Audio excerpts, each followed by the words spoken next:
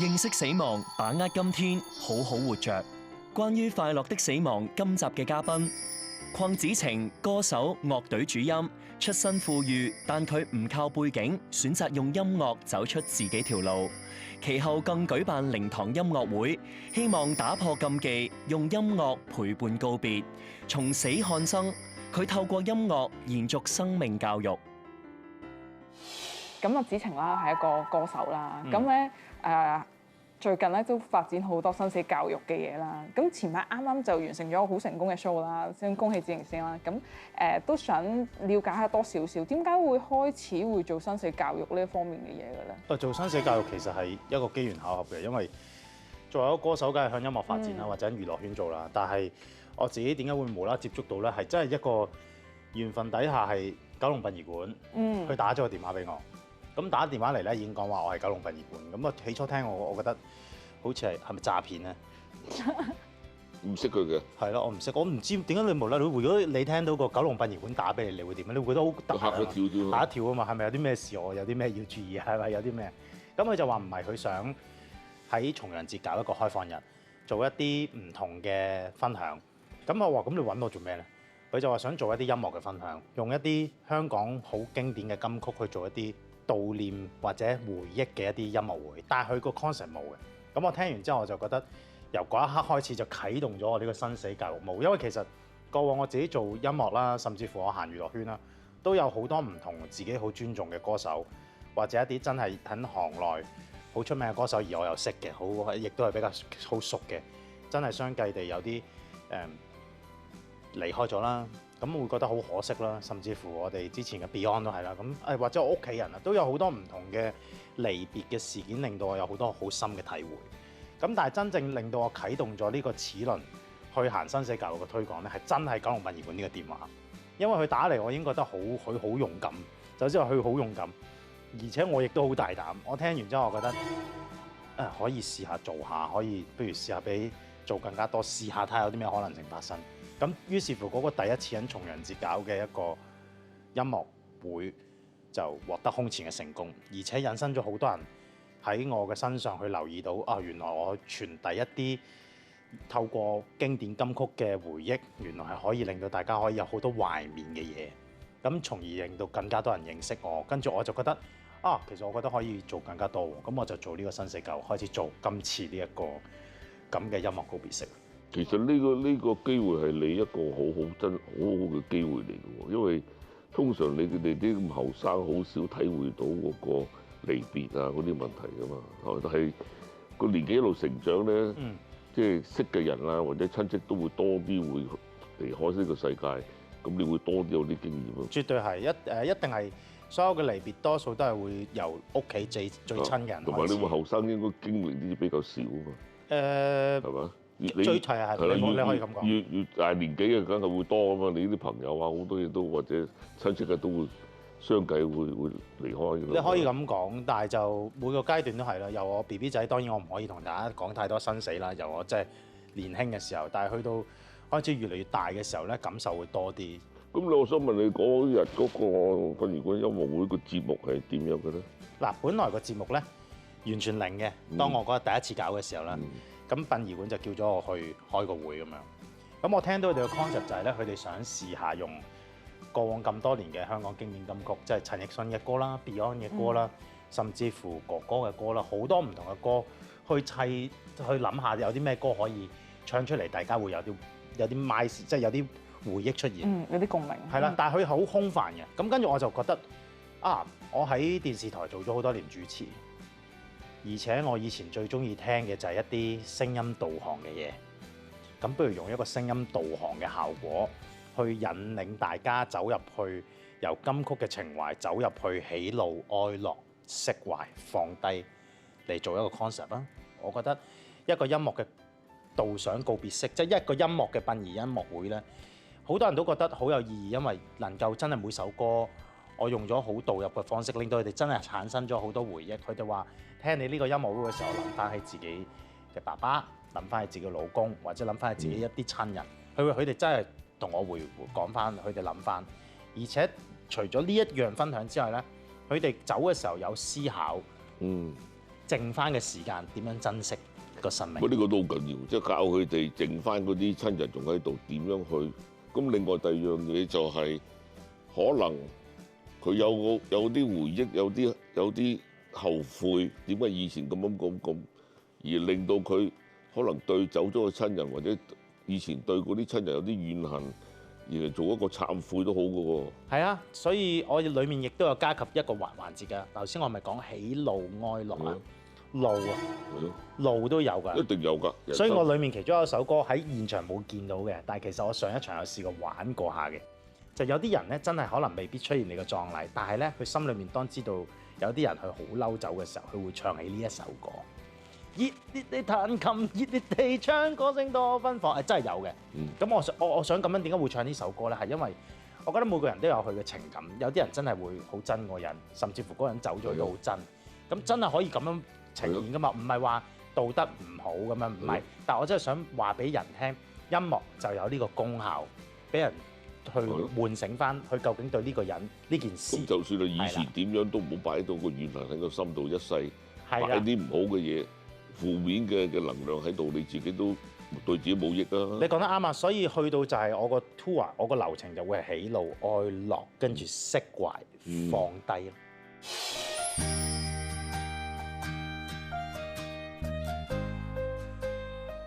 點睇生死呢樣嘢咧？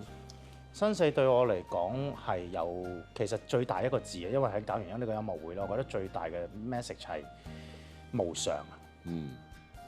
不知死焉知生。係我哋好多時會覺得呢個無常係好無助、好無稽。當佢嚟到嘅時候，你會好難面對。但係其實呢一樣嘢就係話俾你聽，無常就係、其實就係冇得去估計，亦都唔需要去擔驚受怕，因為呢個無常嘅事件係每一日都會發生。咁所以我點樣睇呢？我會覺得係我會希望每一個人都會識得將愛呢一個信息去傳遞咯，即係愛嘅意思，即係當你知道無常嘅事件係冇辦法阻止，亦都係一定會發生嘅時候，你就要識得珍惜呢個愛嘅存在。我諗唔係淨係愛，我覺得係人生你每一當刻嗰個生命嘅存在，你都要識得珍惜。冇錯嚇，唔係一定對人或者對個物，你都要珍惜，即係唔好立亂浪費啊，或者特亂踢爛佢啊。冇錯，係嘛？即係呢個我覺得好緊要嘅。你要識珍惜，你識感恩，你要自然會欣賞到你每一秒鐘當下嗰個生活。同埋我覺得有一個我自己覺得作為一個歌手啦，做音樂都係啦，有好多時會有人咧，我成日都體會到，除咗生死教育之外咧，我會覺得遺憾係我哋人生最大嘅一個問題。我哋好多人都係唔識得將個遺憾放低，因為我哋太多遺憾。人係咧好多經歷過程裏面咧，你會經歷好多放唔開遺憾，即係唔係淨係生離死別嘅遺憾，係我曾經可能呢段感情有一個遺憾，同呢個朋友有一個遺憾，或者同呢個屋企人有一個遺憾。遺憾永遠都會喺你嘅身邊發生，唔係一定係你造成呢個遺憾，係人哋做俾你個遺憾都有。不過遺憾你可以話你好憎呢個人。佢死咗啦，我報仇唔到，可能一個遺憾，或者佢呢個遺憾，可能你同佢一段好好嘅感情，而家見唔到佢啦，你覺得哇好多時間應該咁樣做，都係一個遺憾。咁其實每個人睇個生死都可能唔同，因為每個人有宗教信仰唔同，每人嘅人生哲學都唔同。有啲人睇死係點樣，有啲人睇死係咁樣。但我覺得最重要就係點樣去死得冇遺憾或者冇怨恨，冇個後悔，而死得係好舒服，呢個就係我覺得呢個係好重要。所以我好多人咧，尤其是外國好多人咧，即係到你死之前，個人死之前咧，佢會開個 party， 叫晒所有以前嗰啲朋友，係啊，咁其實佢唔係喊，只不過係大家講嗱，我走啦，可能我呢兩個禮拜再見唔到你哋啦。但係今日我哋會玩得好開心，盡興，係嘛？我哋珍惜呢個，好過你死咗之後瞓喺度，啲人嚟拜你都冇意思㗎。我覺得好悲哀。所以我嗰個音樂會誕生就係咁樣咯，就係同大家講話，你其實可以多一個選擇，用一個開心嘅方式，係啊就頭先你講 party 嘅形式，去同最後嘅朋友道別。咁你音樂最好咧，回憶好多嘢嘛。係啊咁你橫掂都要死嘅，點解死得唔開心？開心啲點會死得唔開心咧？你冇得選擇噶嘛冇，錯，係嘛？係你都冇得選一定要死嘅，咁你揀開心定唔開心，你咪自己諗咯。上次佢嚟參與我音樂會嘅時候咧，我最後做咗一個動作嘅。我喺個棺材，我有個棺材，有一個音樂會現場啦，即係好似而家呢個盒咁樣，類係當係一個棺材啦。咁我就叫大家咧出嚟，一個一個手秩序出嚟啦。喺個棺材上面，我準備咗隻紙飛機。咁啊，紙飛機大家每人就攞一隻紙飛機走。咁啊，紙飛機裏面有歌詞嘅，歌詞係我 set 最後嘅一首歌，音樂會最後一首歌係嚟自一隊樂隊嘅主題曲，叫做《最後晚餐》。咁可能你未必會聽過，但係呢一首歌喺年青人嘅眼中咧，係曾經都係一個好窩心嘅一個音樂嚟。咁裡面係講及一個人無法走過每天，但求沒有帶着遺憾活到終點。呢兩句意思已經概括咗成個人生。我哋好希望係啊，佢咁樣做點。樣釋放下？係釋放。咁跟住佢哋聽，我就同佢哋打開個飛機一齊唱呢首歌。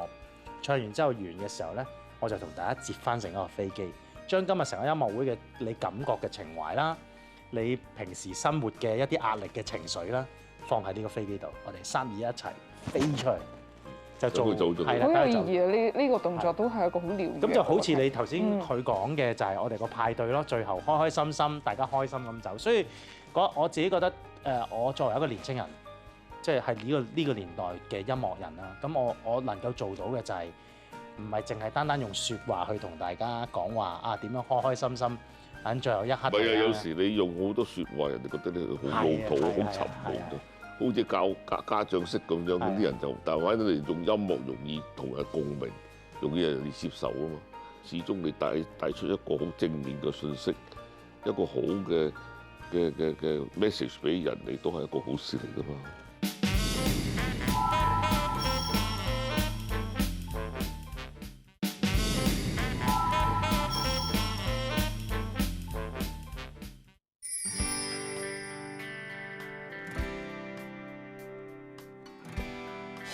我覺得今次最大嘅得着係唔係淨係單單音樂會唱歌咁簡單，而係咧喺呢個音樂會裏面，我揾咗接近20個末期嘅癌症病患者，我最後邀請咗6個去參與我呢個音樂會裏面。即係佢家人都有嚟。少量啦，每個都有啲嘅，就參與我呢個音樂會嘅做嘉賓。但係觀眾唔知嘅喎，現場嘅觀眾冇人知喎，即係你聽緊歌，聽緊佢可我講。能喺我隔離咁樣嘅啫。係啦，咁佢突然間我就會扮佢攞起封信講佢嘅 Hello 大家好，我係阿 K，我係一個腸癌嘅病患者咁樣。咁跟住我講到咁上，我就會放低支咪，個燈就會熄咗，跟住佢就喺嘉賓嘅隔離，佢就會企起身，就照住佢。就會照住佢，跟住佢就會講佢自己點樣得到呢個病啦，而家用緊啲咩方式去繼續撐住嘅生命啦。佢希望最後嘅得着係啲乜嘢咧？或者希望你哋聽完佢嘅故事有啲乜嘢得着啦？佢都講咗出嚟，跟住揀一首歌去做葬禮嘅告別歌。咁跟住現場嘅觀眾咧，我係睇到佢哋好多唔同嘅情緒喺度。咁有冇喊啊？有冇？全部都喊㗎，因為6個，我本來係想每場都2個，但係就真係好難揾，因為唔係個個都咁有勇氣。你要知道，生命走到盡頭嘅人，其實佢哋都係想選擇自己舒服嘅方式去活着最後嘅時刻啊嘛。咁我揾到呢6個，覺得好。咁你就算你去到最尾嗰程，你都想出嚟去幫下人。冇錯，同人哋釋懷。所以嗰6個我覺得係係咯好多謝佢嘅。但係呢6個有好大嘅分別。例如第一場，我安排咗第一個，因為我用咗半年時間同佢傾偈，我聽到佢哋好多一啲唔同嘅選擇，從而我覺得係好令人有所思考。就係例如第一個嘉賓，佢會選擇對丈夫負嘅責任，努力去揾錢，揾6萬蚊標靶藥，繼續去延續佢嘅生命，希望可以走到最後嘅盡頭，陪伴丈夫走到最後嘅盡頭。但係佢亦都擔心，究竟佢走咗之後，丈夫會點？佢都有未知嘅呢個人，但係佢仍然好努力，好想繼續生存。第二個嘉賓，佢乜都唔想俾錢，佢淨係想將自己擁有嘅積蓄，開開心心咁活得開心每一天，要做最靚嘅自己，去生活埋剩翻嗰幾個月。佢講緊嘅係佢個第二個演說咧，佢講緊醫生話佢2年期嘅命，佢今日已經過咗2年1個月啦，都冇事，仲未有事。係咯。但係佢就話佢就選擇唔俾錢去醫。咁呢兩個咁嘅選擇擺喺第一場咪咧可能佢個人樂觀反而係啦，但係你可以睇到嘅兩個咁嘅設徑喺第一同第二咧好，大嘅分別。你會睇到佢好大分別。觀眾喺呢兩個人身上能夠有個人生交叉點，就係原來兩個態度唔同，兩個選擇唔同，原來可以咁樣樣。咁我喺呢個世界我係冇事嘅，我應該點樣咧？佢哋好多反思嘅呢方面。咁所以我呢個設計係聽完佢哋分享之後，我覺得好特別。其中一個又係啦，佢用好辛苦經營自己嘅錢去繼續醫佢嘅標靶藥。頭先係咪講及可能佢會覺得丈夫唔知走咗之後點嘅？跟住嗰個嘉賓就唔係佢有 cancer，而係佢爸爸媽媽因為 cancer 離開咗，腦癌、血癌走咗。喺幾個月前嘅事，佢終於喺呢個音樂會親手寫咗封信送俾佢嘅爸爸媽媽，多謝佢因為佢嘅離開孕育咗一個更加好嘅女兒。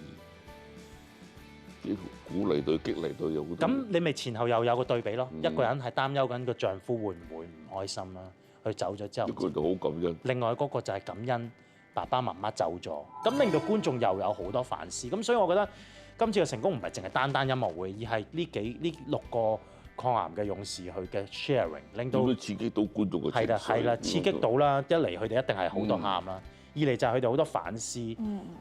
人個生存係為咗啲乜嘢咧？個遺憾係咪咁重要咧？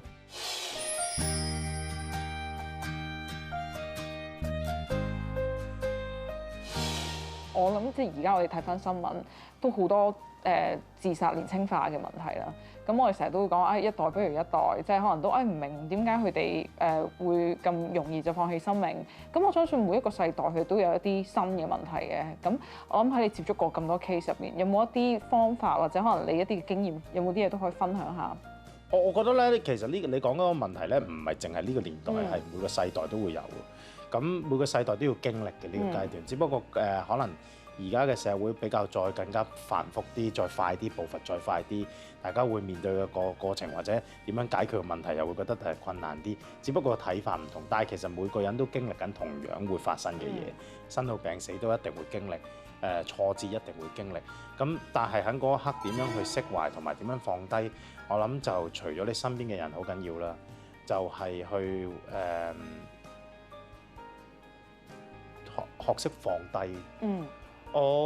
你問我頭先啱啱諗記得翻有一件事係我好深刻，我冇攞過出嚟同人講，亦都冇同我任何我嘅 fans 講，就係我曾經我 fans 級有個人係離開咗呢個世界，佢選擇咗輕生去離開咗，佢都 follow 咗我，即係跟隨咗我13年。咁佢媽媽而家仍然都係喺度啦，咁佢媽媽都係我 fans 級嘅會員。咁我有去到佢個葬禮，喺我個身上面，當然我唔能夠體會到佢個事情發生，因為好突然，佢係因為情愛嘅嘢而選擇情愛啊，因為情愛選擇離開咗。咁喺我身上面，我覺得我自己嗰一刻我感覺好遺憾，因為呢個人 follow 咗13年，而每一年佢都好鼓勵我，佢同我講話，我期望你會有大紅大紫一刻，我每一首歌我都有追住你，每一個你做緊嘅嘢我都有追住，加油啊！你要做多啲啊！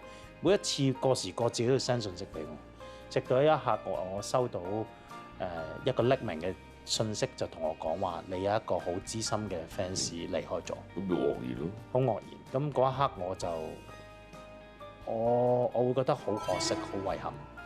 咁而呢件事都係我其中一個我搞呢個音樂會嘅釋懷，咁嗰日個媽媽又嚟到。咁其實呢啲問題就如果你識面對，好易解決啫，愛情㗎嘛。就時有啲人為咗學歷考唔到試，或者同我阿媽嗌交，唔俾個 iPad 佢用，佢就跳咗落去。咁呢啲係好無謂嘅，因為佢唔識點樣去解決啊嘛。佢冇呢個經驗去點樣解決，因為太後生啊嘛。咁呢啲真係好可惜嘅。其實之前我都想提議咧，揾一次我同你合作咧，喺啲學校做翻一個導航嗰啲，但唔係講生死啦，就可能講個情緒嘅問題。因為而家好多學生咧、家長咧，唔知道自己嗰個仔女已經有情緒問題。我嗰時我哋都有做嗰啲情緒病嗰啲治療咧，好多精神科醫生都話，而家好多細路係年青化開始有情緒問題。